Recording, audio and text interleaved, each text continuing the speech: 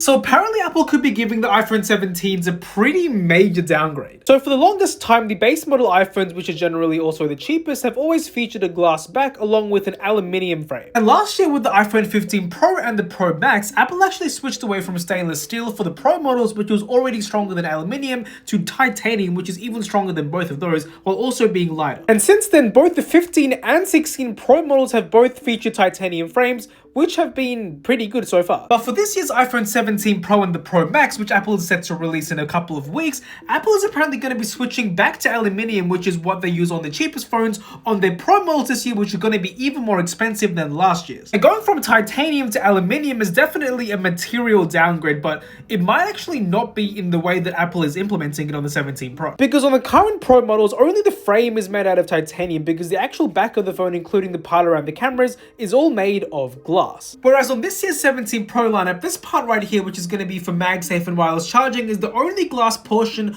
of the back of the iPhone, because everything else, including around the cameras and the actual frame, is going to be a unibody aluminium design. So what that means is that every iPhone is basically going to be milled out of one single block of aluminium, which means that every part from the frame to around the camera is going to be like one seamless part, so the entire thing is kind of like its own exoskeleton. Now, the interesting thing about this is that while it's not titanium, the way that the aluminium is being utilized in this unibody structure means that the iPhone 17 Pro is probably going to be a lot stronger and more structurally sound than the iPhone 16 Pro and the 15 Pro with their titanium. Because unlike glass, which can shatter and cause safety issues, the fact that the aluminium is there means that it's just more likely to dent and not completely break apart. But aluminium has another benefit, and that's thermals, because on the iPhone designs, most of the time the chip is actually in this portion of the iPhone here, and since this part is going to be covered by aluminium, you're going to have much better heat dissipation and less overheating issues with the iPhone 17 Pros. And that's combined with the fact that this year Apple is finally implementing a vapor chamber cooling system on the 17 Pros to make the thermals even better than that. And I guess one of the more interesting cherry on top benefits for using aluminium instead of titanium